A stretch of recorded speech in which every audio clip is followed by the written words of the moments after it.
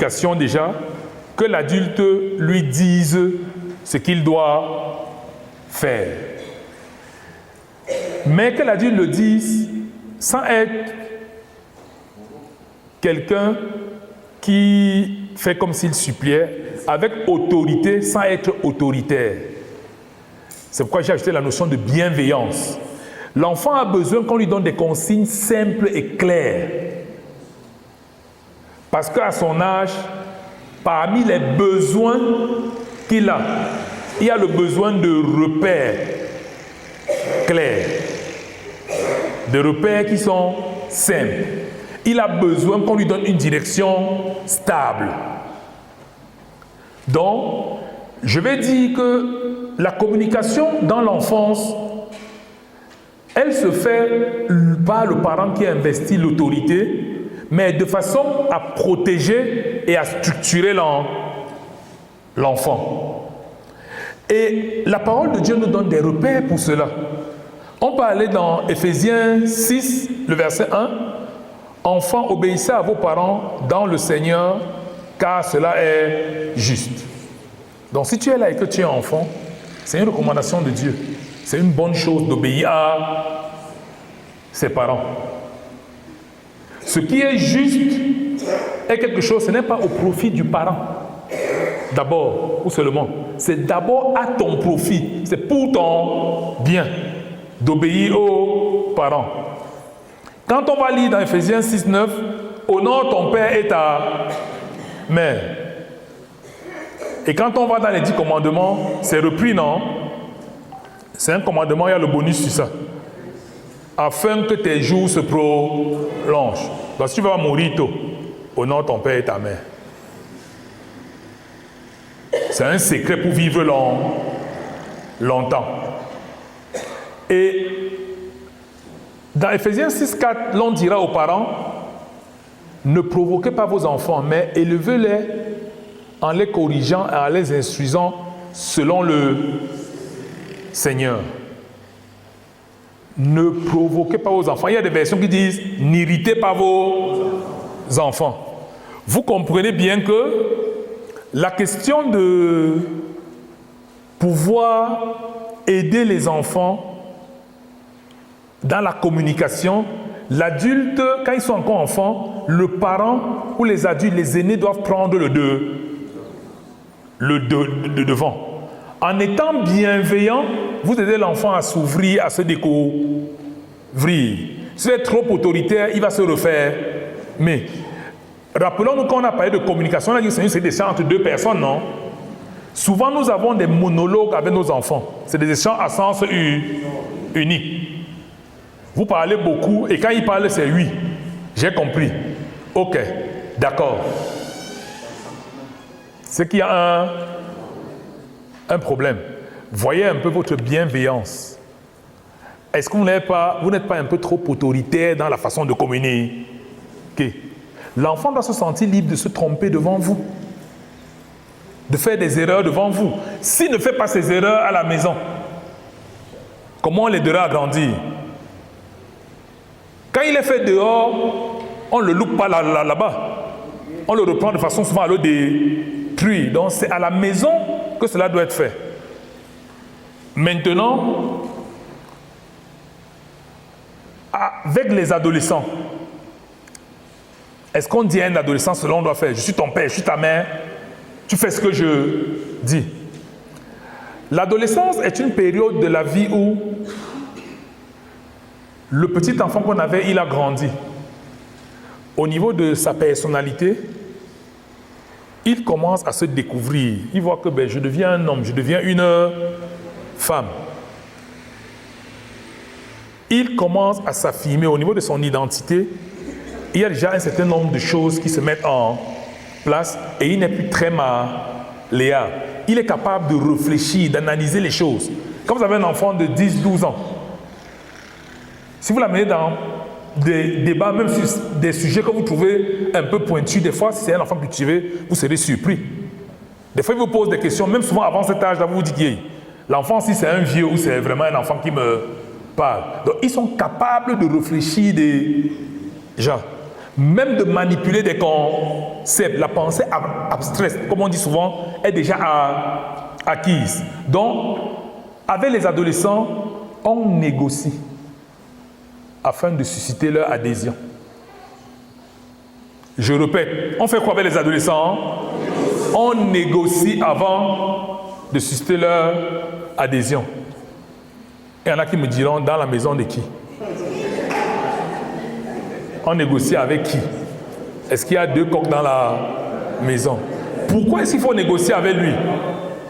Parce que l'adolescent n'est plus dans une obéissance purement infantile. C'est comment? Que j'utilise ça. Ok, bon, je vais essayer de m'adapter. L'adolescent n'est plus dans une obéissance purement infantile. Qu'est-ce qui se passe quand on est adolescent? Il a besoin d'être entendu, il a besoin d'être guidé et il a besoin d'être responsabilisé. Même déjà pour nos enfants, c'est important d'écouter leur point de vue. Mais quand ils sont enfants, ils font encore beaucoup de choses juste pour nous faire plaisir. Mais l'adolescent, comment être à un âge où, s'il ne comprend pas, s'il n'adhère pas, il ne va pas te suivre. Et aussi, rappelons-nous une chose. Pourquoi il faut son adhésion?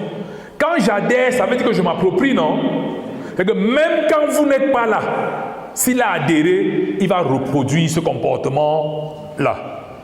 Quand nous sommes très autoritaires, l'enfant ne fait les choses que pour nous faire plaisir. Quand nous sommes là, il fait. Quand nous ne sommes pas là, il ne fait pas. Et c'est tout le défi avec nous parents aujourd'hui. Pouvoir amener nos enfants à adhérer. Donc, on a donc avec l'adolescent une autorité dialoguée. Je garde la main, je suis autoritaire. Je sais que j'enlève, je suis autoritaire, pardon. Je suis l'autorité. J'incarne l'autorité, je suis le parent. Mais je la vis, je l'exerce dans le dialogue, où je sollicite son point de vue. Je l'ai même à peser le pour et le contre. Et en général, s'il est en confiance, il va lui-même vous donner la conclusion, vous allez seulement compléter. Et le problème, c'est quoi? C'est tout simplement que nous sommes trop occupés. Il est plus simple de gronder, de parler rapidement et de dire que j'ai réglé le problème. Pour pouvoir négocier, susciter l'adhésion, ça veut dire que ce n'est plus votre timing seul qui compte. C'est le timing, sa réceptivité, sa capacité d'assimilation. Et quand on a plusieurs enfants, les parents qui ont eu la grâce d'avoir peut-être un aîné avec qui c'était très bien, quand il y a un cadet avec qui c'est compliqué, ils ont un peu chaud. Parce qu'ils disent mince. Et le piège de la comparaison est vite à... Pourquoi tu ne fais pas comme ton aîné? Mais il n'est pas son aîné. Chacun est particulier. Et là, on aura un certain nombre de versets bibliques qui peuvent nous aider. Dans Proverbe 1,8, écoute mon fils, l'instruction de ton père et ne rejette pas l'enseignement de ta mère. C'est pour dire aux jeunes qui sont là, lisez les proverbes. Il y a tellement de sagesse là à l'intérieur. Quand papa ou maman parle, vieux jeu, il ne comprend rien, c'est dépassé. Dieu te dit, écoute mon fils.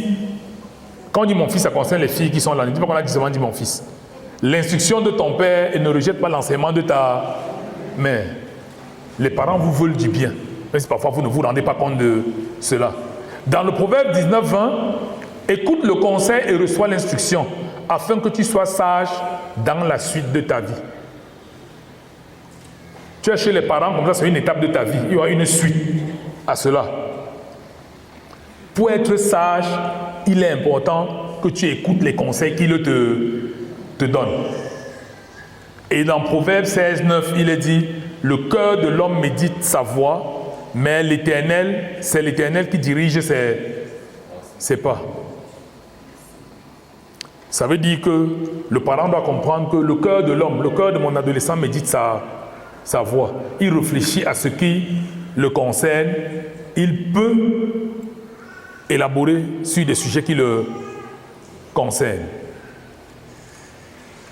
Avec ceux qui ont des enfants adultes, donc, on a souvent des enfants ils sont partis de la maison, ou ils sont encore à la maison, mais ils sont des adultes. Et c'est un gros problème aujourd'hui parce que même dans la psychologie du développement, on a un problème.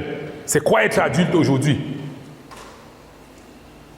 Il a 21 ans, mais il vous demande encore l'argent du beignet, de beignet. Il ne peut pas s'acheter le moindre élément dont il a besoin. Est-ce là être adulte? Il y a un terme qui a été créé, c'est l'adolescence. L'adolescence, c'est-à-dire qu'on a des personnes qui ont un âge adulte, mais un certain nombre de caractéristiques qui font l'adulte, comme l'autonomie. Au niveau financier, décisionnel, ils ne l'ont pas. Ils doivent encore tendre la main. Et la main qui demande est toujours en dessous de celle qui donne, non? Vous pouvez passer le temps à donner l'argent à un enfant sans savoir ce qu'il en fait, sans vous poser des questions. Vous voyez que ça nous met dans des situations où, quand on a de grands enfants, encore, c'est un peu délicat. Vous dites que je ferme ma porte à telle heure. Le gars est chez vous et il est toujours, c'est comme s'il veut toujours transgresser. Il a envie de rentrer un peu plus tard et autres. Qu'est-ce qu'on fait donc avec les adultes? On les conseille et on respecte leur choix. J'ai dit quoi? On les conseille et on respecte leur choix. Car l'adulte n'obéit plus comme l'enfant. Il peut être éclairé, exhorté, mais il demeure responsable de ses décisions. Et je vais m'adresser à mes parents qui sont là, qui ont souvent mes frères, qui sont même peut-être déjà chez eux, qui sont même déjà peut-être mariés. Souvent, on souffre un peu entre vos mains. Maman débarque, elle voit sa fille ou sa belle-fille, la façon dont on gère l'enfant. Elle veut tout corriger. Et ça crée souvent des clashs. On veut tout connaître. Et c'est compliqué. Je me souviens, j'ai eu une période de ma vie professionnelle où je voyageais énormément. Maman voulait savoir, dès que je rentre, je suis à l'aéroport, je suis dans un avion, je lui dis que je suis allé décoller. Quand j'atterris, je dois l'appeler. Bon, son souci, c'était qu'elle voulait prier pour moi. Mais c'était la dernière des choses à laquelle je pensais. Et ça créait des fois des tensions et des frictions. Et mon époux s'était donné le devoir, chaque fois, quand elle atterrit, appelle maman. Pour que son cœur s'apaise au moins. Faites confiance à tout le parcours. Vous avez vu, dès qu'on devient adulte, lâchez du lest. La Bible dit, c'est pourquoi l'homme quittera son père et sa mère. Souvent, vous ne voulez pas laisser partir. Et ça crée de gros problèmes dans la communication. L'enfant est sorti de chez vous, acceptez qu'il va faire la synthèse des choses qu'il a apprises et trouver sa voie. Il ne fera pas exactement comme ce qu'on faisait à la maison. C'est pourquoi acceptez de donner le conseil et après s'il met à la poubelle, dites gloire à Dieu. J'ai fait ma part. C'est sa responsabilité. Il y a des parents qui ont l'hypertension et autres tout parce qu'elle dort sans dormir et autres tout pour un gaillard de 30 ans, pour une mère de 25, 30 ans. Entre nous, 50 ans. Il y a un problème. Vous portez les fardeaux que vous ne devez plus porter. Et après, dès le moindre sujet, l'enfant ne veut plus vous dire ces choses. Parce que c'est là que quand il dit, on finit au clash. Donc, savoir communiquer aussi, c'est respecter le fait que même s'il demeure votre enfant, c'est un adulte aujourd'hui. Il a le droit de ne pas faire suivre le conseil que je lui ai donné et je lui fais confiance dans le choix qu'il a fait. Je prie pour lui. Tout simplement. Des fois, on apprend aussi en se brûlant les ailes. C'est malheureusement ça la réalité. Donc les parents doivent apprendre avec les enfants adultes à conseiller sans imposer. Donc avec l'adulte, c'est un accompagnement respectueux de son autonomie et de sa liberté. C'est fondamental avec un enfant adulte. Si vous avez des enfants adultes et que vous vous rendez compte que très souvent, on a des discussions qui finissent en queue de poisson, qui sont tendues un peu. Vous appelez mon téléphone, mais vous finissez, votre cœur est suspendu.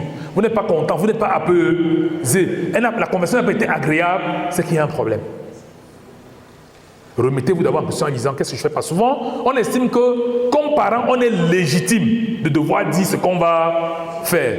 Toute l'éducation, l'enseignement que vous avez fait, ça servait à quoi? C'était pour qu'on mette à la poubelle. Il peut réfléchir, il peut décider. Faites-lui confiance et accordez-lui le bénéfice du doute. Voilà.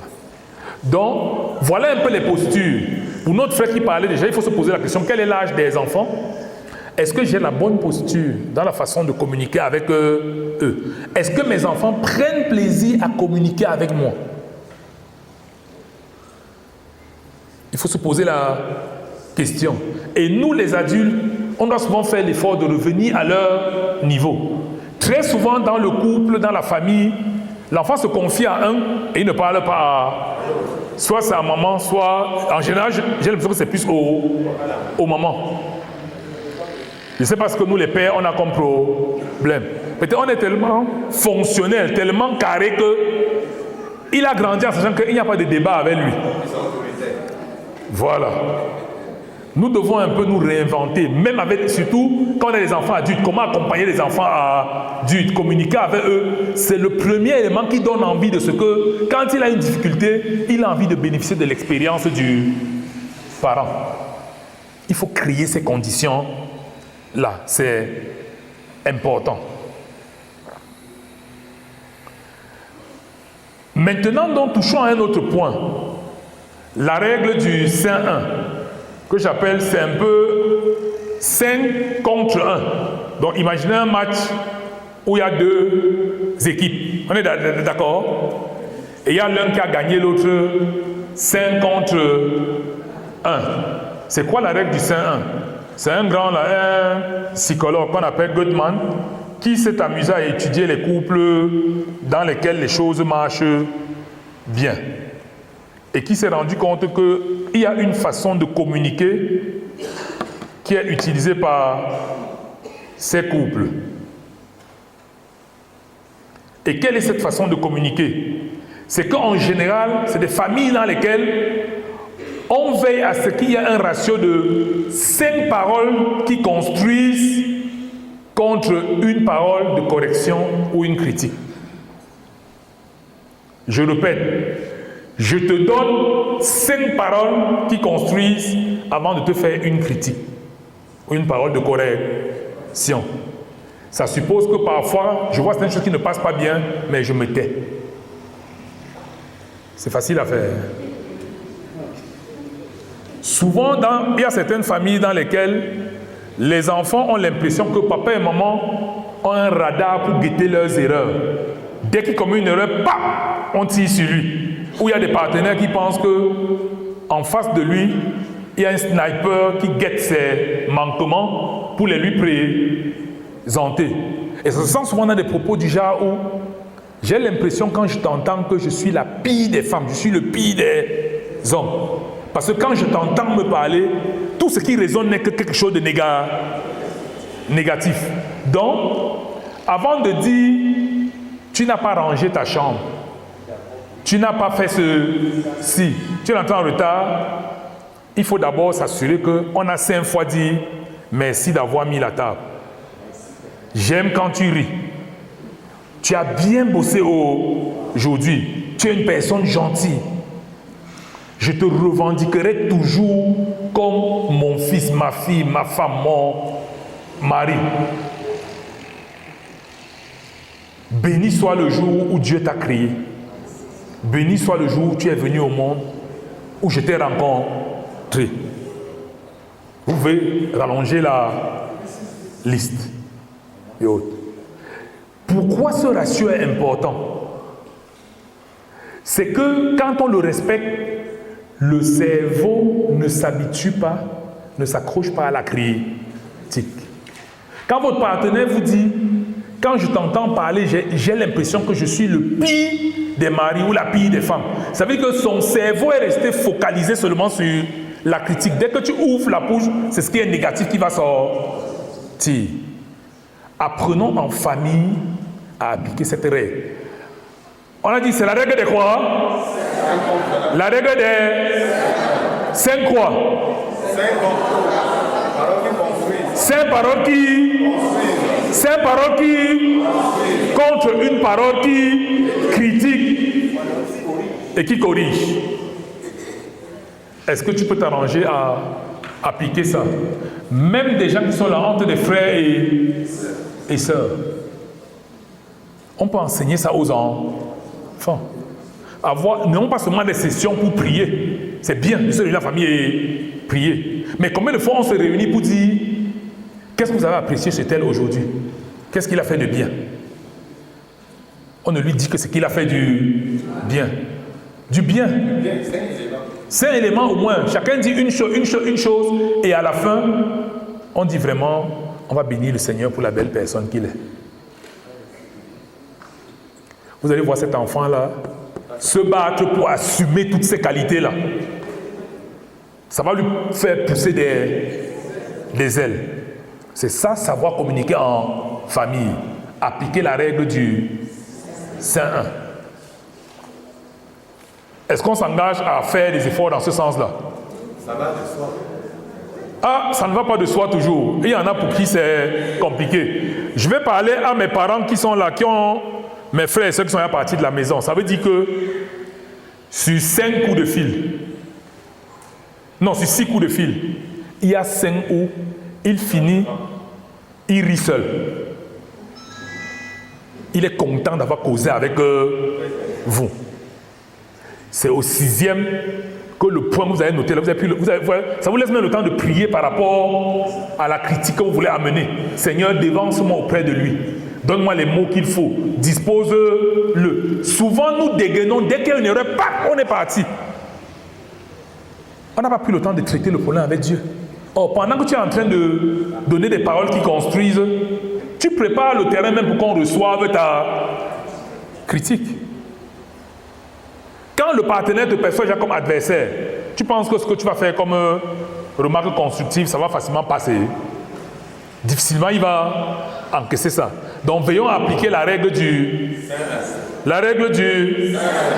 Voilà. Si ça peut bien rester, ce sera ça l'essentiel. À côté de la règle du Saint 1, il y a la règle du think. Il s'agit de 3 filtres que nous devons respecter. Think. T-H-I-N-K. Think. Comme penser. Penser. Nous devons créer des filtres dans notre tête avant d'ouvrir la bouche. Nous devons créer des filtres dans notre tête. T comme quoi? True. Vrai. Est-ce que ce que je vais lui dire là est vrai? H comme helpful. Utile. Est-ce que ce que je vais lui dire là lui est utile? Est-ce que ça nous est utile pour l'harmonie familiale? I comme inspiring. Est-ce que ce que je vais dire là est encourageant? Est-ce que je vais donner cette parole-là, c'est quelque chose qui va l'encourager, l'aider à s'améliorer? N comme necessary. Est-ce que c'est nécessaire que je le lui dise maintenant? Et il y a K comme kind. Est-ce que la façon dont je veux le dire, c'est entouré de bienveillance? Est-ce que c'est tout l'amour, toute la tendresse que j'ai pour lui, que je vais lui communiquer également en lui disant cette chose-là? Voilà un peu ce que le think veut dire. Comment on applique cette règle du think? Si c'est vrai, mais si ce n'est pas bienveillant, si ce n'est pas nécessaire maintenant, qu'est-ce que tu fais? Tu avales, tu te tais.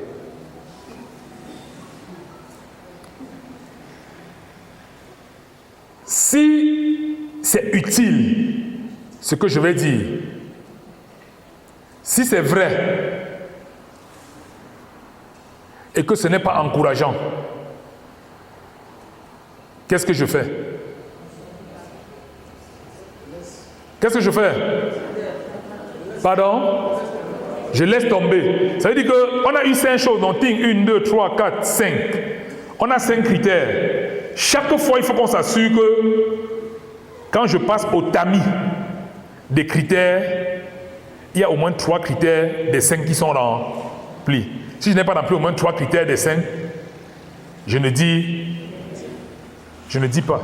Parce que ça ne va pas favoriser la bonne communication. Souvent, nous avons des choses qui sont vraies, qu'on va dire.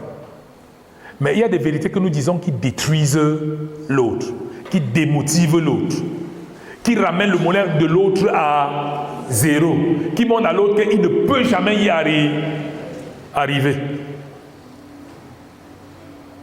Donc, savoir communiquer, rappelez-vous, la règle du think, tout le monde think. T comme vrai. H comme utile. I comme encourageant. N comme nécessaire maintenant. K comme bienveillant. Donc je dois essayer dans la communication en famille, un acte, un geste. Donc même mon silence doit être vrai. Il y a des faux silences. On se comprend un peu? Comment ça va? Ça va bien. Mais ça bouillonne, on souffre à l'intérieur.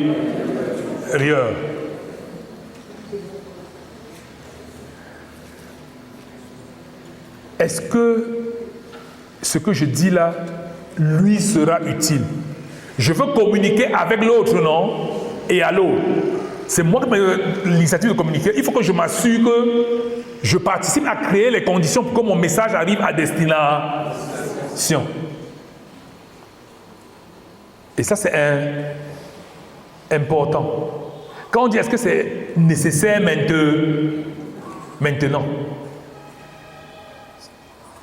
ça peut être vrai, ça peut être utile, ça peut être encourageant, mais le moment est mal choisi. Il est plus sage de... On dit souvent, je lui dis ça tout le temps, mais ça ne passe pas. Donc je voudrais vous inviter un peu à réfléchir à une difficulté que vous avez dans la communication. Peut-être avec vos enfants, avec votre partenaire, peut-être. Réfléchissez maintenant un peu à ça et dites-vous, comment je peux appliquer cette règle? C'est quelques principes. La règle du think. Vrai, utile, encourageant, nécessaire maintenant et bienveillant.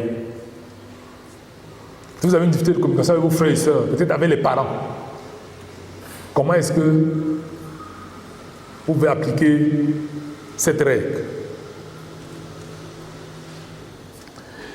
Une règle qui complète celle-là, c'est 3 règles d'or avant de parler.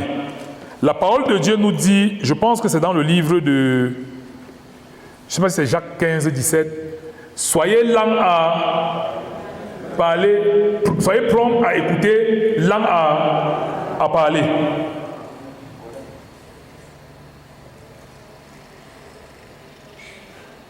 Donc, on a vu les 3 filtres dans le think. Maintenant, on a 3 règles d'or que je vous propose.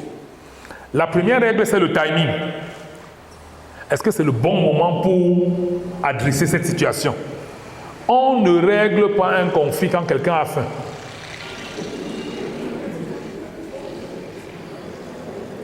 Quand il est fatigué ou devant tout le monde.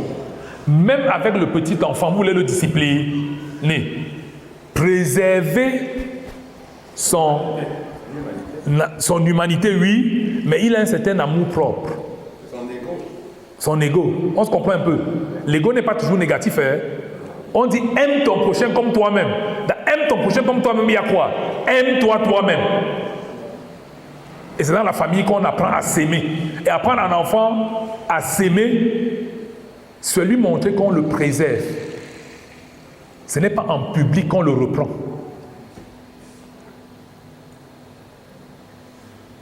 Vous êtes rentré et il était au carrefour avec ses amis alors qu'il devait être à la maison. Vous faites son procès là. Devant ses amis. Parce que vous êtes fâché. Mais vous savez ce qui se passe après, hein?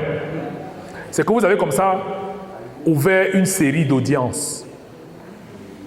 Ça ne va pas s'arrêter là-bas. Il vous suit à la maison. Demain, quand il voit ses amis, on lui a donné le petit nom. Pour le mouiller. On lui a donné...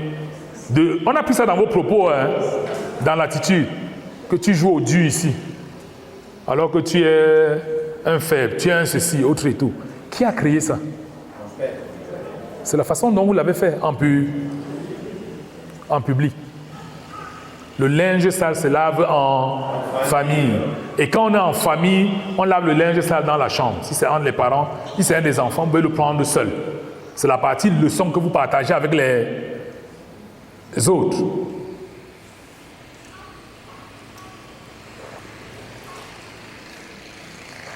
Après le timing, il y a le but. Quand nous échangeons, le but c'est de comprendre, ce n'est pas de gagner l'autre. Chaque fois qu'avec votre partenaire, vous l'aurez gagné dans une conversation, vous aurez fragilisé la relation. Avec votre enfant, quand vous l'aurez gagné, vous aurez fragilisé la relation. Le but c'est de comprendre et non de gagner l'autre. Dans tous les cas, si tu veux avoir raison, l'autre va se défendre. Ça va devenir quoi? Tu tiens à avoir raison. Sache qu'en face de toi, c'est un être humain qui est capable de réfléchir, capable de ressentir, capable d'agir. Il va se défendre. Et qu'est-ce que ça va te donner? Attaque, défense, attaque, défense. La simple conversation va virer dans quelque chose que vous n'aurez pas souhaité. La troisième règle, c'est le respect. Quel que soit le problème, parlons du problème, n'attaquons pas la personne avec qui on a le différent. L'enfant rentre et on se rend compte qu'il n'a pas fait ses travaux. Il devait laver les assiettes, peut-être laver le sol. Le gars s'est mis à jouer et tout, et il a oublié.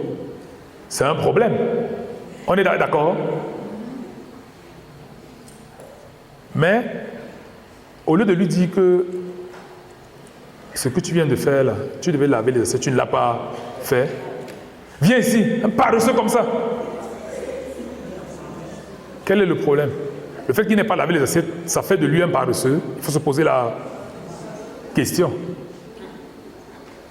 Il vous ramène la sourde moyenne. Regardez un nul comme ça. Le fait qu'il ait une sous-moyenne, ça fait de lui un nul. Il faut se poser là. Souvent, nous passons du problème, on s'attaque à la personne. Et ça, c'est des paroles qui détruisent. Dans la relation conjugale aussi en famille, que de fois il y a une situation et l'escalade est vite à arriver. Au lieu de poser le problème, il n'est peut-être pas... Peut-être un des conjoints n'est pas rentré à l'heure. Vous attendez monsieur, il n'est pas rentré à l'heure. On ne cherche pas à savoir. C'est un problème, non? On était convenu que peut-être on rentrait tôt et on venait à l'enseignement. On ne cherche pas à savoir qu'est-ce qu'il a eu, qu'est-ce qui s'est passé, autre et tout. Oui, c'est toujours comme ça. On ne peut jamais compter sur toi. Tu es quelqu'un vraiment d'irresponsable. Waouh! Est-ce que c'est la bonne façon de communiquer? Que chacun réfléchisse un peu sa façon de faire tout le temps. Comment il démarre souvent au quart de tour. Et rapidement, il part du problème, il s'attaque à l'enfant, il s'attaque au partenaire, il s'attaque à tel membre de famille. Et quand on a affaire aux gens qui sont au même pied d'égalité, même dans nos familles élargies, on a des cousins, des frères et sœurs, des tantes avec qui on ne parle plus. Mais quand vous allez voir vraiment au fond, c'est souvent qu'il y a eu un problème, on n'a pas su adresser le problème, on s'est attaqué directement à l'autre, ou l'autre s'est attaqué à nous, on s'est senti agressé, et qu'est-ce qu'on a fait? On s'est braqué, et on n'avance pas. Donc, savoir communiquer, c'est respecter ces quelques règles. Est-ce qu'il est donc possible dans des situations de s'exprimer sans accuser l'autre? Oui, c'est possible. C'est pourquoi je vous propose l'approche DES. La méthode DES. Qu'est-ce qui se passe? Ok. DESC, DES. Quand nous sommes dans une situation en famille, savoir communiquer, c'est essayer d'appliquer la méthode DES. D veut dire quoi? Décrire les faits sans jugement. Voyons une situation à la maison où on a des frères et sœurs. Tu rentres chaque fois, le chargeur de ton téléphone a disparu. Et on ne te dit même pas, on essaie de cacher, et après, Inéo, Socadel fait ce qu'ils font souvent. Comment tu peux, et qu'est-ce qui se passe souvent? On s'énerve, on s'engueule et autres et tout.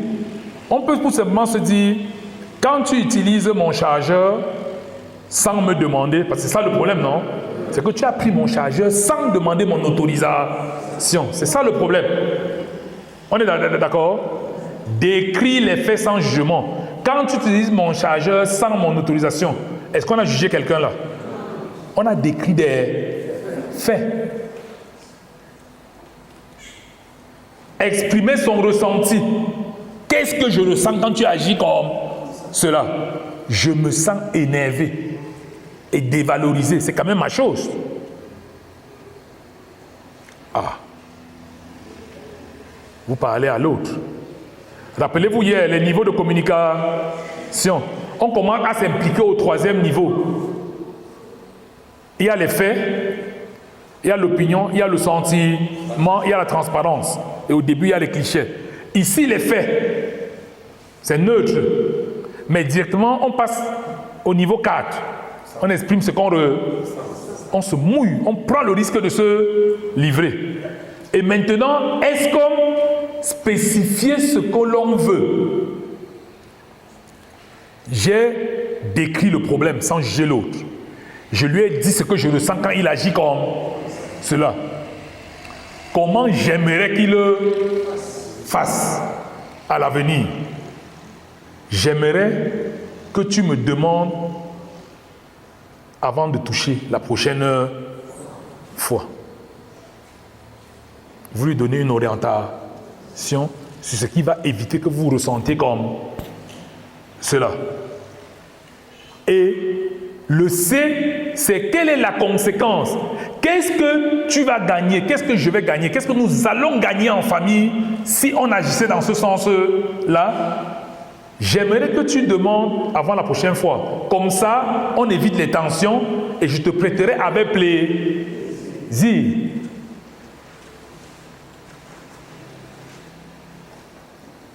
Imaginez, vous avez pris le chargeur sans son avis et on vous parle comme ça. Il faut vraiment avoir un cœur dur pour ne pas aller dans ce sens-là. Mais est-ce que vous avez le sentiment que la personne a vraiment posé son problème? Elle a posé le problème, elle a dit ce qu'elle ressentait, elle a proposé une voie de sortie et elle a fait miroiter le bien que ça va faire cette approche-là. C'est ça la méthode DES. Et on peut l'appliquer dans toutes les situations par lesquelles nous passons. On va essayer de l'appliquer ici maintenant. On va faire l'entraînement. Relation parent-enfant. Vous avez un enfant, il n'a pas fait ses devoirs. Je vous propose cette conversation. On part de là et après chacun va imaginer une situation difficile qu'il a eue avec les enfants et l'appliquer. L'enfant, vous vous rendez compte qu'on est vers la fin d'année et il joue trop. Il n'a pas, vous rentrez le soir, le gars il est là, il joue. Décrit les faits. J'ai vu que tes devoirs ne sont pas encore faits et que ton cahier est resté fermé ce soir. C'est ce que vous avez observé, non? Moi, j'ai que science de l'observation. Apprenons à observer. Qu'est-ce que vous avez observé dans son comportement? Vous décrivez, ce que vous dites, est-ce que c'est le mensonge? Vous connaîtrez la vérité vous rendra. C'est l'application de ce verset-là. Peut-être lui-même, il le faisait, il n'était pas conscient de cela. Le fait que vous décrivez, vous suscitez la prise de conscience. Après avoir décrit les faits, exprimez votre ressenti. C'est par exemple le parent qui parle. Je suis inquiet pour ton examen de passage en classe supérieure. Ta façon de faire là m'inquiète. On n'a pas dit d'exprimer son ressenti, c'est votre ressenti. Si vous en parlez, c'est que quelque chose vous gêne. Dites-lui ce qui vous gêne. Maintenant, indiquez ce que vous souhaitez. Qu'est-ce que j'aimerais? Je veux que tu commences dès ce soir par faire tes devoirs pendant 60 minutes, 1 heure de temps avant de manger. La conséquence de ça, c'est quoi? Comme cela, tu seras plus tranquille et tu vas mieux progresser. Voilà par exemple une histoire de différence de l'enfant n'a pas étudié. Imaginons que vous rentrez le soir, il n'a pas. Vous avez depuis quelque temps, ces cahiers-là, ça ne l'intéresse pas. Imaginons que vous avez pu lui parler comme ça. Est-ce que vous pensez que ça peut porter des fruits? Est-ce qu'on l'a agressé quelque part? Est-ce que vous avez le sentiment quelque part quand même, ça a été encourageant? Il y a des fois, quelqu'un fait une erreur. Lui-même, il sent qu'il est là, il a foiré. Il sait seulement qu'on va le tuer aujourd'hui. Quand vous savez utiliser la méthode de DES, vous le boostez énormément. Donc, je voudrais que les parents qui sont là, ou les enfants, imaginez une situation où ça s'est mal passé de communication en famille avec votre enfant. Imaginez. Mon frère qui disait que l'enfant qui sort là, imagine une conversation que vous avez eue autour de ça. Tu as l'impression que j'ai parlé, je parle, ça ne passe pas. Refais la conversation dans ta tête en utilisant cette méthode-ci. Décris les faits. Chacun identifie une situation, non? Décris les faits. On parle à la première personne, je, pas tu as. On se comprend bien. J'ai vu que, je constate que. Ce n'est pas, tu te balades trop chez les voisins. Donc, vous refusez le doigt qu'on doit là. Personne n'aime qu'on le doit. Parlez en termes de je. Prenez la responsabilité de votre constat et posez le problème. Vous avez essayé de le faire. Essayez, formulez. Avançons maintenant. Qu'est-ce que vous ressentez quand l'enfant agit comme ça? Si c'est pour les enfants, quand le parent ou le frère agit comme ça. Votre ressenti. Parlez de votre ressenti. Vous vous sentez comment? Je suis comment? Inquiet, troublé, inquiet. Je suis comment? Réfléchissez un peu à ça. Le terme déçu, si on dit je suis déçu, c'est pas. Je suis déçu, c'est pas très fort. Merci. On parle maintenant de l'échelle émotionnelle. La déception va souvent arriver quand il y a d'autres émotions avant. On est déçu que quelque chose attendu n'a pas été fait. Donc, on a dit, dans une famille saine, il n'y a pas d'émotion qui se cache. On dit tout, mais c'est dans la bienveillance. Je peux dire à quelqu'un que lundi, je t'ai demandé de nettoyer. J'ai rappelé ça 3-4 fois. Et quand je t'ai assigné cet acte, je comptais vraiment sur toi pour le faire. Et quand je rentre, tu ne l'as pas fait, cela me déçoit énormément. C'est ce que je ressens. Je parle de mon ressenti. Donc, c'est dans la manière de le dire. Il faut qu'il y ait de la bienveillance dans la manière dont je le dis. Donc, quels que soient vos sentiments dans une famille saine, on partage. Le sentiment que vous camouflez, vous le servez à l'autre dans une autre situation. De la mauvaise des manières. Il faut seulement se dire, est-ce que je suis bienveillant? Est-ce que le moment est adapté? Est-ce que le contexte est le bon? Profondeur dans la communication, on essaie d'aller dans la profondeur, non? On va vers la transparence. Si vous cachez ce que vous ressentez vraiment aux membres de famille, ça va bloquer la relation à un moment. Donc des gens qui cachent ce qu'ils pensent, ce qu'ils ressentent tout le temps, vous finissez par le servir à l'autre. Exprimez un peu ce que vous voulez. Vous restez sur votre situation. Qu'est-ce que vous voulez lui dire? Donc vous lui dites, voici le comportement que je souhaitais. Essayez de faire la conversation. S'il agit dans ce sens-là, qu'est-ce que ça va lui apporter? Qu'est-ce que ça va vous apporter? Et autres. La conséquence positive.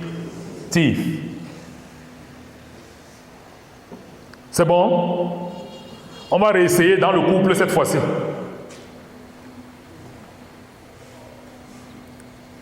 On l'applique au couple.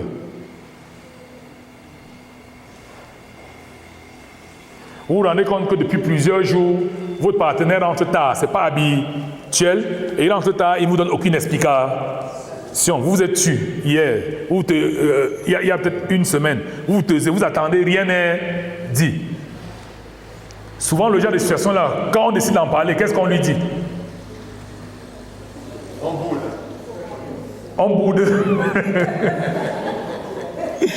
On boude. On lui dit quoi? Tu exagères. Tous les jours, tu es dehors. Qu'est-ce qu'on dit d'autre? Tu es bizarre ces derniers temps. Trop, c'est trop. Est-ce qu'on a posé un problème? On a ruminé. On a le problème dans la tête. Peut-être lui, il n'est même pas totalement conscient et autres. Mais déjà, on a escaladé. On se comprend un peu. Voilà. Maintenant, essayons donc dans la situation là d'utiliser la méthode DES. Dès qu'on décrit les faits, qu'est-ce que vous pouvez lui dire? J'ai remarqué que ces derniers jours, nous parlons peu le soir et quand nous parlons, par exemple, nous nous interrompons. Je reviens sur la situation du retard tardif. J'ai remarqué que depuis quelques jours, tu rentres tard le soir et ça se répète déjà depuis plusieurs jours. On a accusé quelqu'un, hein? C'est les faits qu'on lui présente. Maintenant, exprimez le ressenti. La première chose, c'était que c'était une situation de communication qui ne se passe pas bien. J'ai remarqué ces derniers jours que nous parlons peu le soir et que nous nous interrompons souvent. Qu'est-ce que je ressens? Exprimez le ressenti. Je me sens triste et un peu seul quand cela arrive.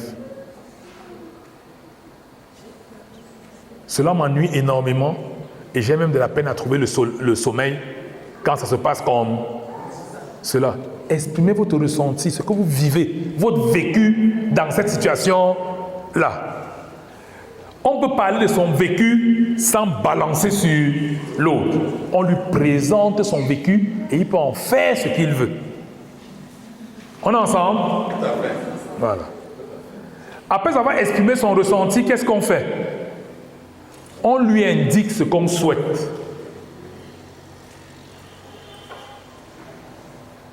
Qu'est-ce que nous confessons souvent sur notre couple, sur notre famille?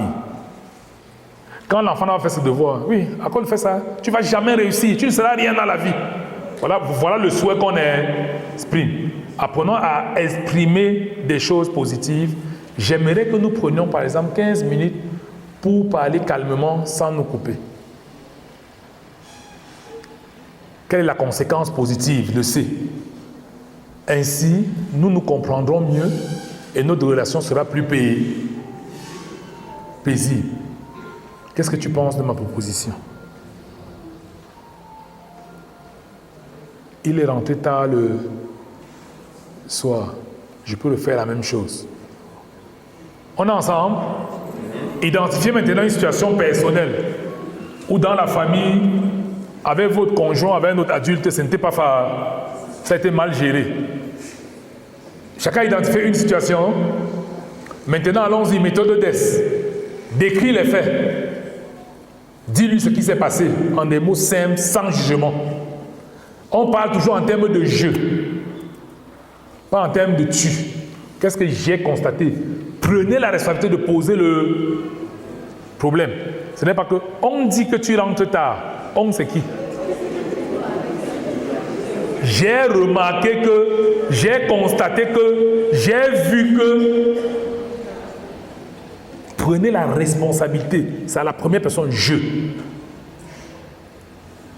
Vous voyez que c'est un risque communiquer. C'est ce qu'on disait hier, non? Parce que quand vous communiquez, vous pouvez être contredit. Maintenant, vous avez décrit les faits. Essayez d'exprimer votre sentiment. Qu'est-ce que vous ressentez quand il agit comme ça? Réfléchissez, qu'est-ce que vous ressentez? Exprimez votre sentiment.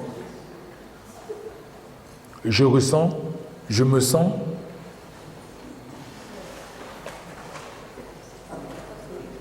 Ça me donne l'impression d'être comme un pot de fleurs ici. Donc, exprimez. Vous voyez, là, je suis remonté. Au lieu d'exprimer les sentiments, j'ai exprimé un point de vue, une opinion. Par rapport au niveau de communication, on peut le faire également, mais les sentiments sont plus profonds. Quand on descend à ce niveau-là, c'est tout parce que l'idée, c'est de connecter avec l'autre. Les émotions sont plus puissantes que des idées.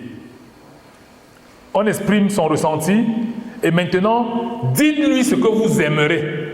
Dans quel sens vous pensez que vous devez progresser? Essayez de formuler cela. Et après avoir dit ce que vous aimerez, présentez-lui la conséquence positive. Quel est le bienfait que cela va vous apporter? Ça va lui apporter, ça va vous apporter, ça va apporter au climat familial. La méthode, comment on appelle ça? Méthode D comme quoi? Écrire les faits. E comme? Exprimer les sentiments. S comme? Et C comme? Les conséquences positives. Voilà. C'est des choses simples qu'on peut mettre en place et qui marchent. On n'a pas beaucoup de temps. Je me suis amusé à retravailler ça en me demandant est-ce que Jésus utilisait ça. Et quand j'ai essayé d'appliquer ça un peu au texte de la femme adultère, c'est extraordinaire.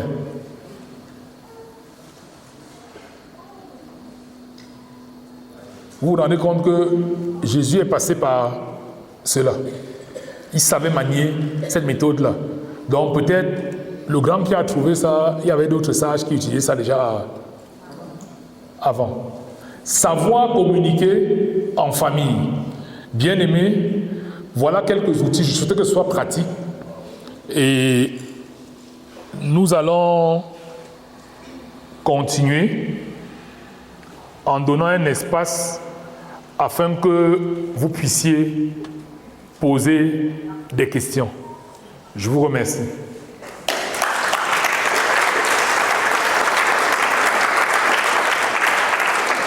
Donc, ça peut être des contributions, ça peut être des questions, ça peut être des témoignages, sentez-vous libre.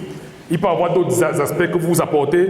Et est-ce qu'il y a un second micro ou celui-ci va se balader? Ok. Tu gères les questions. Je peux noter là maintenant. Et vas-y. Nous passons aux questions.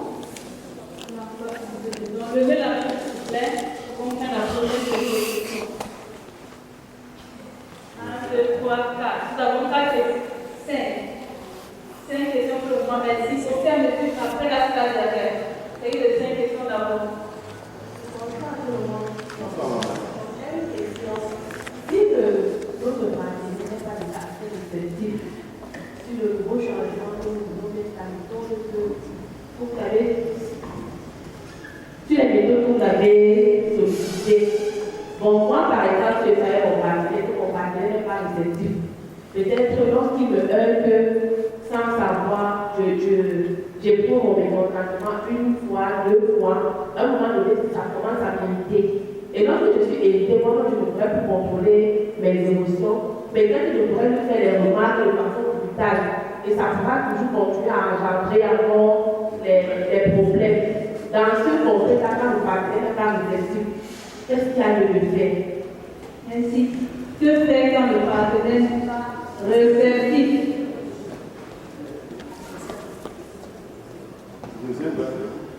C'est la dernière. On remonte par ici.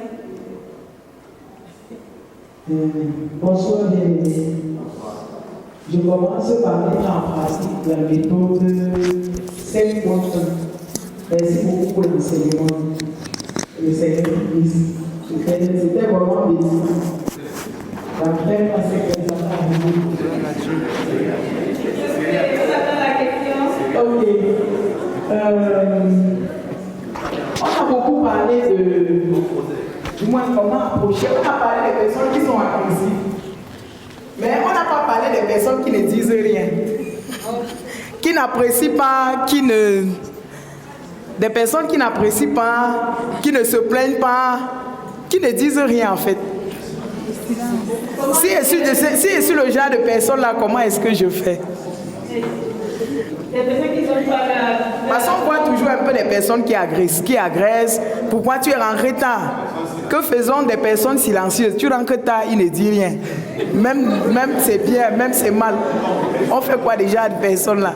Merci beaucoup. Oui, troisième question. Posez justement vos questions, laissez les appréciations.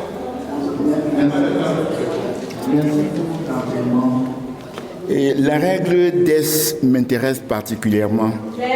La règle DES. La règle DES. Oui, je vais un peu faire un descriptif.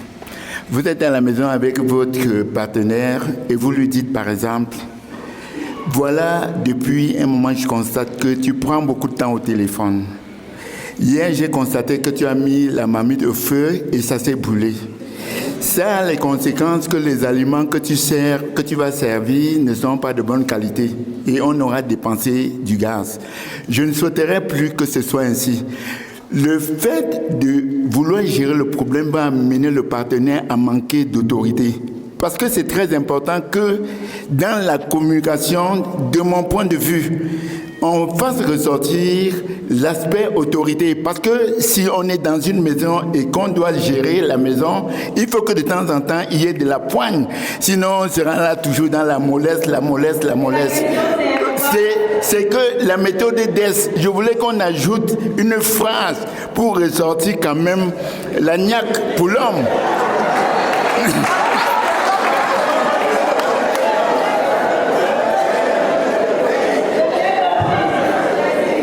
Oui, merci beaucoup. Je vais revenir sur la méthode DES et demander l'attitude à prendre lorsque vous êtes encore en train de décrire les faits et que vous recevez une boule à la face. Quelle attitude doit-on faire? Vous n'avez même pas avancé. Et que vous recevez Une boule à la face.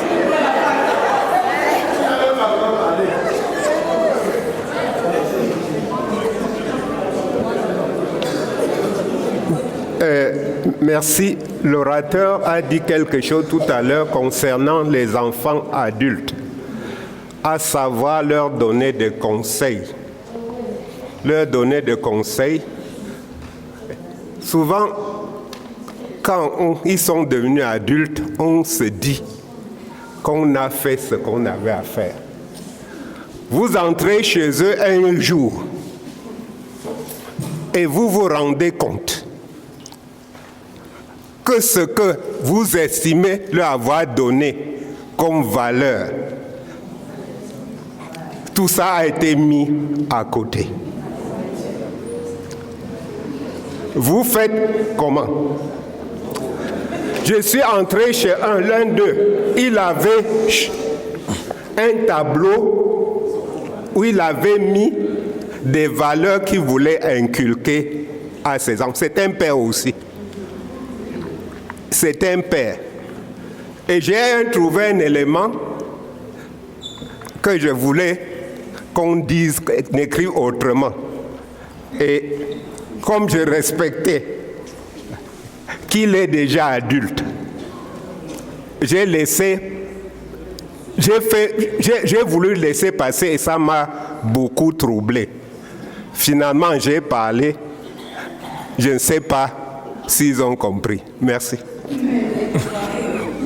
Ça va, non? La question était bien notée. Merci pour les 5 questions. Nous apprenons que ce panier, c'est pour les questions. Jeudi soir, après la projection cinématographique, pardon, jeudi, venez avec les enfants. Je vais faire une sélection à la famille. Donc, c'est cinéma famille. Beaucoup de raisons à dire. Jeudi, les questions poussent dans le panier. Vous pouvez ne pas mettre votre nom. C'est une leçon un peu très délicate. Donc là, sujet de prière ici. Vos sujets de prière dans ce panier. Dans la question, ici, sujet de prière.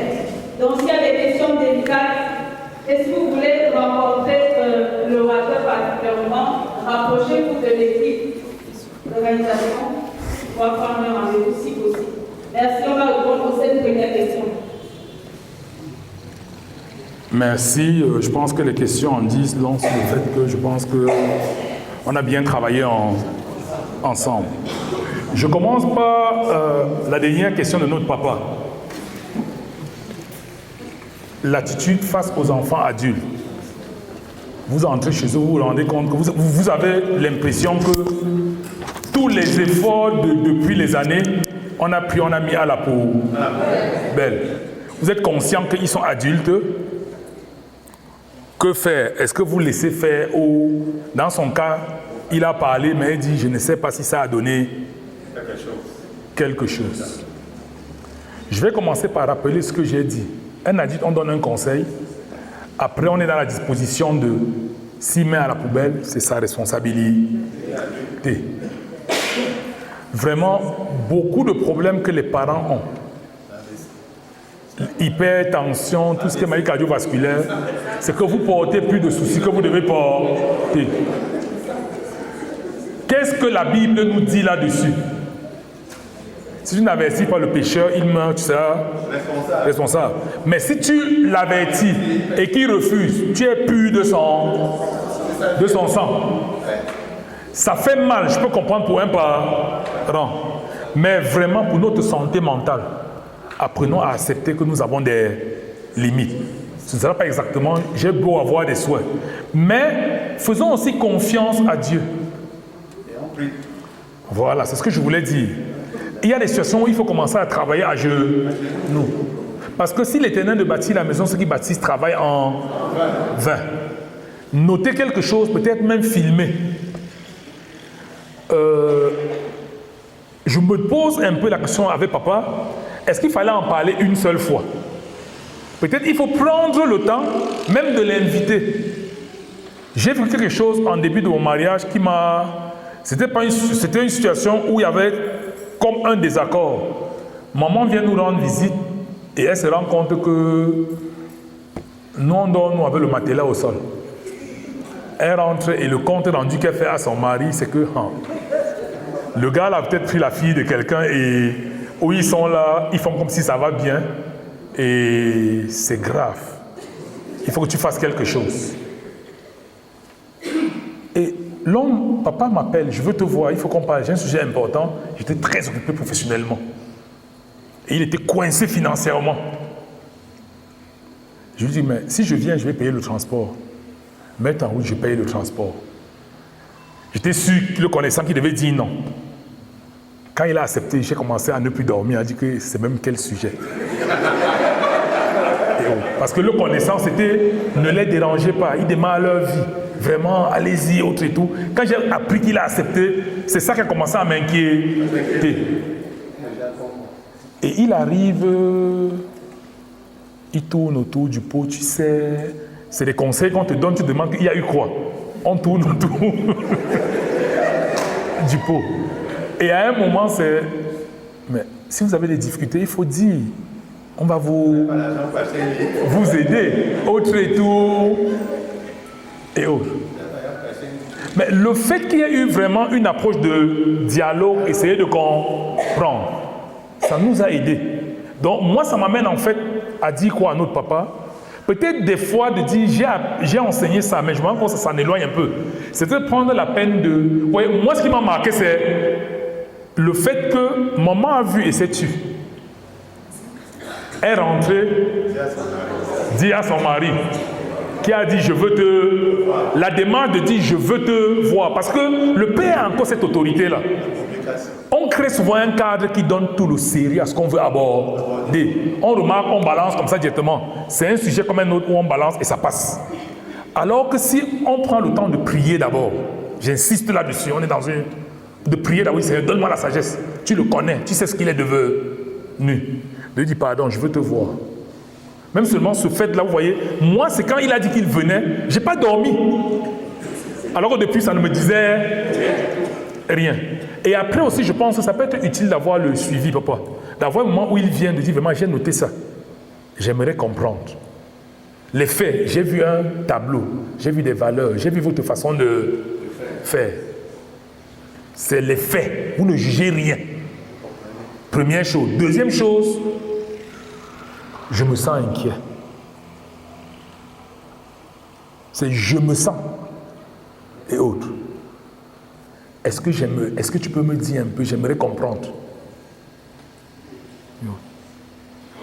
J'aurais souhaité que, dans mon cas, c'était que j'aurais souhaité, ce serait bien que vous ayez un lit. Tu ne fais pas dormir une femme comme ça au sol, autre et tout. Oh, nous, on rêvait d'un lit, on n'avait pas les moyens. Donc, on cotisait chaque mois un peu, pour avoir le lit qu'on voulait. Lui, il ne savait pas. Nous, on avait mis le standard à un niveau où on n'avait pas les moyens pour y arriver directement. Il fallait cotiser un peu pour y arriver. Donc, on s'est dit, on fait le sacrifice qu'il faut pour pouvoir arriver à l'objectif qu'on veut. Lui, il avait vu la catastrophe. En s'expliquant comme ça, les choses sont passées. Donc je pense que aussi c'est vraiment, j'ai l'impression que papa est allé peut-être un peu vite. Essaie de revoir la méthode, tu l'appliques et après tu appelles. Mais on essaie de comprendre, c'est un adulte. Mais partager l'inquiétude. Aucun enfant n'est fier de voir que ses parents sont inquiets pour lui, sauf s'il est irresponsable. Ça, le seul fait de savoir que le parent est inquiet, ça met en mouvement. Et je me sens inquiet, donc ça veut dire qu'il faut que je rassure papa. Et il peut y avoir un débat donc, autour de ces valeurs, cette façon de faire. Qu'est-ce qui se passe? Et on revient. Et la répétition est la mère des séances. C'est pas parce qu'on est grand, on est marié, on gagne beaucoup d'argent qu'on a forcément tout compris. Hein. Souvent, même on nous parle du Seigneur, on attend, on vient à l'étude biblique. C'est souvent pour beaucoup de gens, quand ils sont partis d'ici ailleurs, c'est le problème de la vie qui le fouette et ils se souviennent des enseignements qu'ils recevaient et ils décident d'être sérieux avec Dieu. Donc, ne vous lassez pas de prier. Moi, c'est ce que je dirais et d'insister. Le partenaire pas réceptif et qui répète l'erreur chaque fois. Que faire? Et quand j'ai vu ça, j'ai senti la même chose avec l'autre. Moi, je pense que dans une relation, quand on dit que quelqu'un n'est pas réceptif, nous faisons souvent des prisons, nous enfermons notre partenaire. Peut-être il a une façon de faire. Il vous dit même souvent que je suis comme ça. C'est ma façon d'être. Je ne vais pas changer. L'un des problèmes qu'on a dans les couples, c'est qu'il y en a qui sont dans la relation et qui ont pour objectif de changer l'autre. C'est déjà un objectif voué à l'échec. La meilleure personne que vous puissiez influencer dans votre relation, c'est vous-même. Ce n'est pas l'autre. Il faut déjà accepter cela et refuser de le faire. Maintenant, Dieu nous a fait de la même manière. Quand vous sortez, je parlais hier de communication, on a tous été élevés dans une société où il y a des bonnes manières, comme on dit souvent, même si on n'adhère pas totalement à ça. Quand on vous dit bonjour, le réflexe c'est quoi? C'est dire bonjour, même si vous ne voulez pas. Il y en a qui vous saluer, après vous dites que pourquoi je l'ai même salué? Mais vous l'avez d'abord salué. J'évoque ça pour dire quoi? Les bons actes ont une puissance. Le fait d'être bienveillant, d'avoir des paroles qui encouragent, même le cœur le plus dur à un moment finit par... Et surtout si vous le faites à genoux dans la prière. C'est que souvent, nous voulons avoir le résultat là. Mais ça ne marche pas comme cela. Continuez d'avoir cela parce que la méthode d'Est, par exemple, vous savez ce qu'elle vous fait comme bien? Votre cœur est fait pour pomper le sang, pas pour garder les émotions négatives. Quand ça ne va pas, vous exprimez avec bienveillance ce que vous ressentez, ça sort. Tout ce qui est bloqué là aussi vous crée des problèmes. Donc croyez en la puissance de « je fais ma part ». J'encourage du mieux que je peux.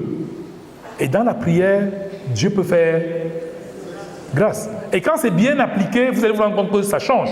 Et j'avance donc à l'exemple du partenaire qui passe beaucoup de temps au téléphone. Est-ce que la méthode DES ne risque-t-elle pas de faire perdre l'autorité? C'est une superbe question. Elle me permet d'aborder un pan de cette question-là. Dans ce que j'ai entendu déjà, j'ai entendu qu'il y avait un non-dit. C'était une certaine conception de l'autorité. Un homme, ça doit avoir la poigne. Il doit frapper fort. Il faut qu'on sente que c'est toi qui es l'homme. Ça, c'est l'éducation qui nous le dit. Et nous, les papas, on sait que l'autorité veut dire qu'il faut que tu lèves le ton. Il y en a qui vont vous parler dans toute la douceur, avec une fermeté que vous n'avez jamais rencontrée. Et ça, c'est avoir une grosse force de caractère. C'est que quelqu'un vous regarde, pas avec un regard menaçant, mais vous vous rangez seul.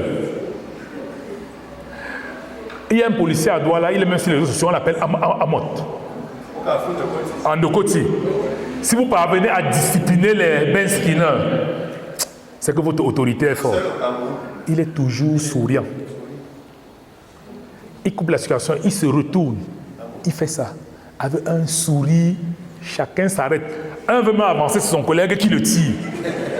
Ça, c'est de l'autorité. Mais il y a le sourire, il y a de la bienveillance qui accompagne cela. L'autorité n'est pas la menace des autres. Souvent, nous voulons menacer. Et dans l'application de la méthode DES telle que vous l'avez décrite, je voudrais vous encourager à bien la relire. Vous avez essayé de décrire à votre manière, moi vous avez escaladé. Il a semblé poser le problème, mais il a posé le problème rapidement, il y avait du jugement un peu. Il a même inversé. Non, il a sauté. Il est directement passé à la partie de tu. Il a parlé en termes de... Rappelez-vous, c'est parler en termes de je. Je prends la responsabilité de poser un problème, je pose sans juger l'autre. Essayons concrètement avec votre situation. Vous vous rendez compte que...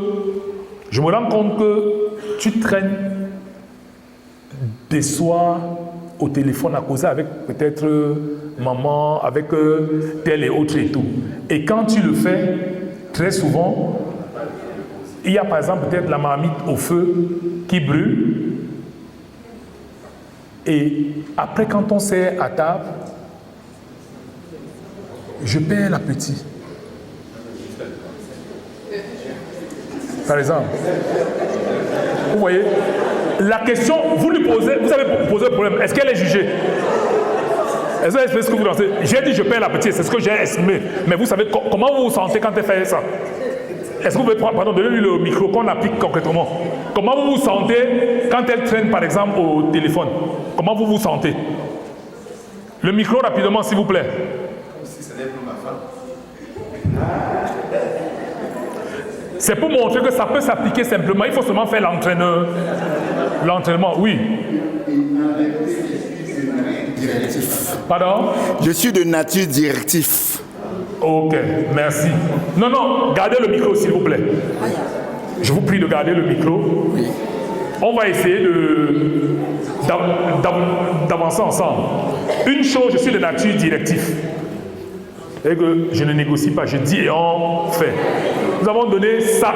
Le thème ce soir, c'est quoi? Savoir communiquer en famille. Quelle est l'attitude qu'on a dit pour si on souhaite avoir une bonne communication? Quand on a fait un adulte, qu'est-ce qu'on fait? On donne des comptes et on respecte son libre à... Est-ce que ça marche avec la directivité? Donc c'est déjà dit qu'il y a peut-être à faire sur soi. Vous allez avoir de meilleurs résultats. La directivité vous permet de faire l'économie du temps. Vous dites ce que vous voulez, mais vous n'amenez pas les gens à adhérer à ce que vous voulez faire. Et là, le risque, c'est que quand vous entrez à la maison, chacun sera peut-être même votre partenaire se rend. Choisis ses mots, choisis sa posture, choisis ses attitudes. Ça empêche qu'il y ait de la profondeur dans la communication. Savoir communiquer en famille nous demande de sortir de la directivité. Et je voulais nous encourager particulièrement nous les hommes. Tu n'es pas de nature directive. Notre culture nous a appris c'est quoi être un homme. Tu dois avoir la pointe. Tu dois frapper du poing sur la table. Tu dois gronder. Tu dois menacer. On ne nous a pas appris à frapper du poing sur la table différemment. Et autres. Je me souviens une fois, on était tout jeunes, comme beaucoup d'enfants, un peu têtus. Maman crie tout le temps. est bavarde, papa voit qu'on fait crier sa femme et autre et tout.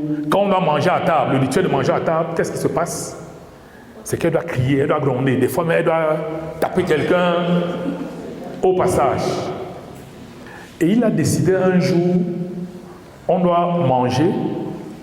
On voit seulement que, je ne sais pas, j'imagine qu'ils avaient causé, ça j'imagine. Il commence à servir à... Papa se met à prendre les plats et il sert. Vous sentez qu'il y a un malaise qui commence à servir. C'est vous qui faites souvent ça. Et on se met à table. Moi, personnellement, j'ai très mal mangé le jour-là. La nourriture ne passait pas, ça ne descendait pas. Quand on est sur le point de terminer, il y a une consigne qui arrive. Vous laissez vos plats sur place. Personne ne porte son plat. Nous allons nous en occuper. Oh, C'était compliqué. Ça avait été dit avec l'autorité. Ce n'était pas que c'était s'il vous plaît, laissez vos plats sur. C'était une information passée. Chacun laisse son plat sur place. Mais c'était dans le calme. Le ton n'était pas levé. Donc, on a fini. Chacun a rapidement disparu. Ils ont pris et ils ont lavé les assiettes. Le lendemain, l'heure du repas arrivait, on avait déjà mis là. Est-ce qu'ils ont agi avec autorité? Ils n'ont pas été autoritaires, mais je pense qu'il y a eu de l'autorité. Ils ont indiqué ce qu'on doit faire. Et après ça, il nous a dit, je ne vais pas entendre votre mère crier ici. Pour ça. Si ça ne vous plaît pas, pas de souci. C'est comme ça qu'on va agir désormais. Autre et tout. Paf. Donc, l'autorité, le Seigneur Jésus, c'était l'autorité, non? Il nous a proposé un leadership de service. Pas un leadership de domination. Et ça marche, mon frère. J'ai mon fils, il est parti de la maison déjà aujourd'hui. Comme on partage souvent les tâches. C'est son tour de faire la vaisselle et j'entends dire c'est l'affaire des femmes. Je dis waouh. Moi ce que j'ai compris c'est qu'il n'a pas vu son père faire la vaisselle. Et je me suis amusé un soir où c'est son tour à dire viens m'aider, on fait la vaisselle. Il était à côté et je l'avais en chantant tout. Je ne l'ai plus jamais entendu dire que c'est l'affaire des femmes. C'est ça l'autorité. Ça veut dire que Christ a quitté son trône, il est descendu nous servir. Il n'a pas perdu son pouvoir de Seigneur, Sauveur, d'enfant de Dieu. L'autorité est quelque chose qui élève. Le but, c'est faire croître l'autre. La domination diminue l'autre. Peut-être ce moment de conversation, c'est son seul moment où elle s'évade dans la journée. Mais peut-être derrière, c'est on ne mange pas bien, j'aimerais davantage causer avec toi. Ça réduit nos temps d'échange ensemble. Je me sens seul quand je rentre, autre et tout. Le ressenti, souvent, nous avons de la peine à connecter avec ce que nous ressentons. Donc, apprenons à se dire qu'est-ce que je ressens dans cette situation-ci. Qu'est-ce que cela me fait? Ça seul, ça va vous aider. Quand on ne le fait pas, après, on est confus et on pose des actes qui ne tiennent pas. Est-ce que ça aide un peu à avancer? Ok, gloire à Dieu. Quelle conduite à tenir quand à peine on décrit les faits, on reçoit une boule en face? Est-ce qu'on avance dans la méthode DES? Tu as encore à la première étape décrit les faits. Pap. Moi je pense qu'il y a une affaire qui se crée dans l'affaire. Il faut d'abord traiter cette affaire-là. Ça veut dire quel est le problème que ça pose, ce cas. C'est celui de quand je m'exprime, je suis très souvent interrompu. Et ça, je n'apprécie pas. Cela me frustre. Je ne me sens pas respecté. J'apprécierais que quand j'essaie de te dire quelque chose, tu m'écoutes jusqu'au bout, avant de répondre. Cela permettrait qu'on puisse mieux se comprendre et qu'on évite de garder des frustrations ou des problèmes non réglés. Qu'est-ce que tu penses de ça? J'ai appliqué la méthode de DES. Vous avez vu quoi? J'ai laissé le problème que je voulais, j'ai adressé. Qu'est-ce que tu penses de ça? Je suis d'accord. Est-ce qu'on peut revenir à ce que je voulais te dire tout à l'heure? Oui. Vous repartez. Je l'ai appliqué à ce stade. Est-ce que vous pensez que ça c'est possible? D'agir ainsi? Est-ce que la probabilité que ça marche, que l'autre adhère tel que c'est dit, elle est grande? Est-ce qu'elle est grande? La probabilité que ça passe? Bien sûr. Donc en général, dites-vous, quand vous souriez, quand quelqu'un vous sourit par réflexe, vous souriez. Même si c'est entre guillemets votre ennemi. On est programmé comme cela. Quand quelqu'un vous fait du bien, vous donne des paroles qui vous grandissent, qui vous nourrissent, vous vous ouvrez. Vous vous disposez à l'accueil. Quand on vous donne des paroles qui vous blessent, vous vous refermez, vous devenez hostile. C'est tout simplement cela. Demain, nous allons mettre l'accent sur la communication en temps de conflit. On a isolé ça exprès parce qu'il y a beaucoup de situations qui nous... On a une façon de communiquer souvent qui nous bascule dans le conflit. Il était question d'abord de s'arrêter sur savoir communiquer avant de régler particulièrement cette situation-là. Ce que j'ai partagé avec vous, c'est des ressources un peu complémentaires pour ceux qui veulent aller loin. Je sais que vous avez déjà adopté le parcours Heureux en couple. Dans ce parcours, il y a relevé les défis de la communication. Et vous avez 4 points. Et pendant ces jours, je n'ai abordé qu'un point. C'était communiquer en profondeur. Chérie, communiquons en profondeur. Le thème, vous pouvez repartir là-bas, il est abordé avec des ateliers concrets. Et après, il y a communiquer son amour à son partenaire et à ses enfants. C'est un résumé d'un livre qu'on connaît, un best-seller, Le langage de l'amour.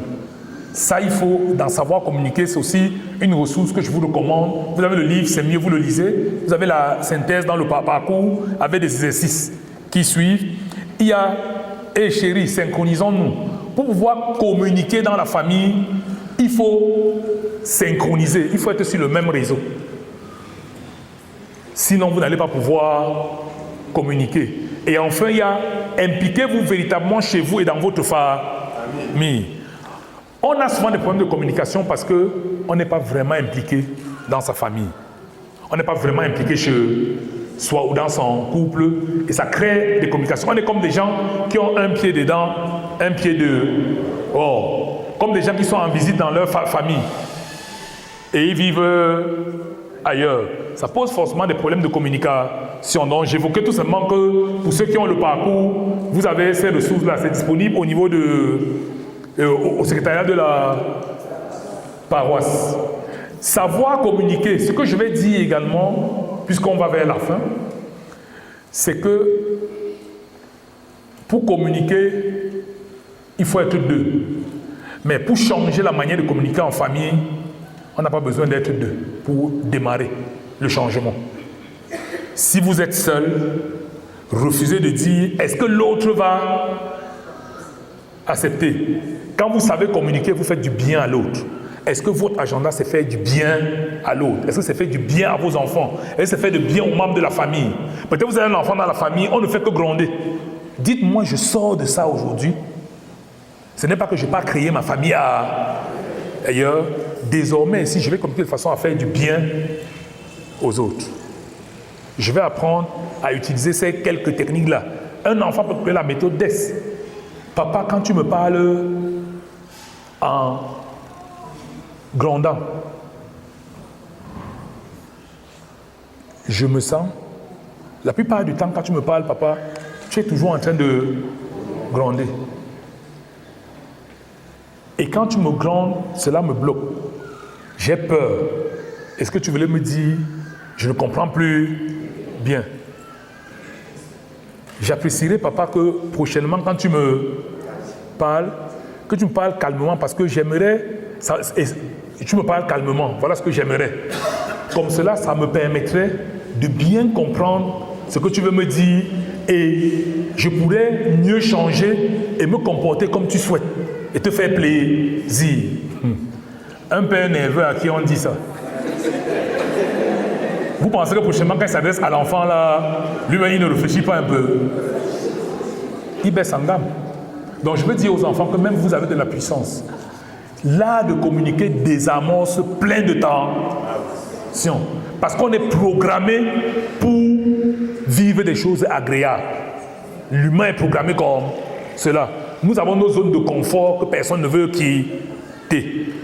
Faisons de nos familles des foyers, des havres de paix. Je vais nous inviter à la prière par rapport à cela. Pardon? Si le silence n'est pas une autre façon de communiquer. Ah, ok. Personnes qui ne disent rien. Il y en a qui sont agressifs, mais il y en a qui ne disent rien et qui sont plutôt silencieuses. Que faire en face de ces personnes? Je vais commencer par dire qu'il y a plusieurs profils de personnalité. Il y en a qui sont introvertis. Vous n'allez pas attendre que la personne parle et ça peut être lié à pas mal de choses. Il y en a qui, selon nous, peu bavardent. On a dit qu'il y a le bon silence, il y a le silence destructif et autres. Il y a des silences parce qu'on n'a peut-être rien à dire. Un partenaire qui parle peu, méthode DES. Chaque fois qu'il y a une situation et que j'attends ton point de vue, tu ne dis en général rien. Qu'est-ce que je ressens quand tu ne dis assez rien? C'est quelque chose qui m'embarrasse. Je me sens embarrassé et cela me frustre même. Cela ne m'encourage pas. Ah, j'aimerais s'il te plaît, même si tu ne parles pas souvent trop, quand il y a quelque chose, que tu t'exprimes un peu plus. Comme cela nous permettra de mieux aborder nos problèmes et d'avancer mieux ensemble. J'ai pris la méthode DES tout simplement. Vous le dites, la répétition est la mère des sciences. Si c'est dit avec bienveillance, autre et tout. Par exemple, j'aimerais avoir ton point de vue compte. Quand il y a quelque chose et que tu te tais, j'ai l'impression que quelque chose nous manque. S'il te plaît, tout ce que tu as comme connaissance, tout ce que tu as comme une bonne façon d'analyser, n'hésite pas à mettre ça à contribution. Rappelons-nous des paroles qui construisent, qui font grandir. Souvent, l'autre ne parle pas aussi parce qu'il n'est pas en confiance.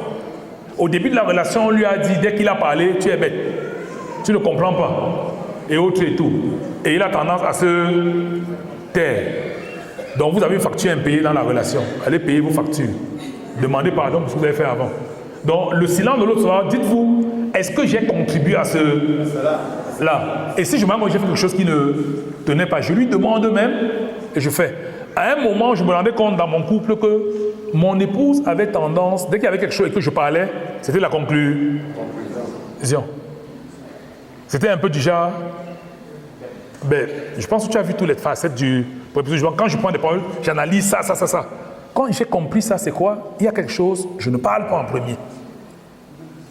Tu t'exprimes d'abord et moi je m'exprime ensuite. Aujourd'hui, on a plus le même problème. N'importe qui peut prendre la parole en premier. Mais on est passé par une phase où se comprendre, je suis plus bavard qu'elle, plus réservé. Donc il faut que moi, le bavard aussi, j'apprenne à faire de l'espace à l'autre. Et que je me taise et que j'exprime à l'autre mon désir de l'entendre. Et en encourageant, cela peut avancer. Nous allons prier. J'ai soif de ta présence.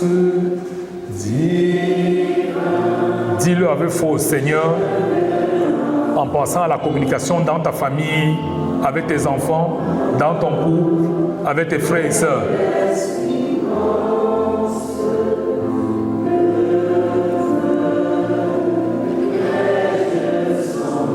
Chaque jour,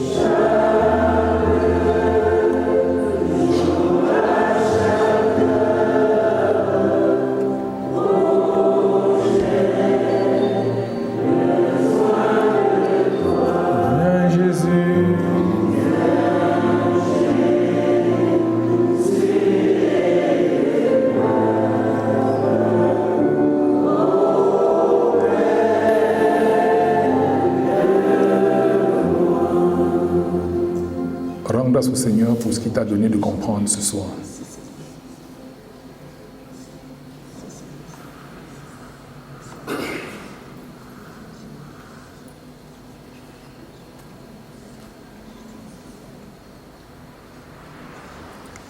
Demande-lui pardon pour les erreurs de communication que tu faisais et pour lesquelles il attire ton attention aujourd'hui. Et prends l'engagement avec son aide de changer et de lui dire, Seigneur, je veux davantage apprendre à communiquer, je veux bien communiquer en famille, avec mes enfants, avec mon partenaire, avec mes frères et sœurs. Apprends-moi à communiquer.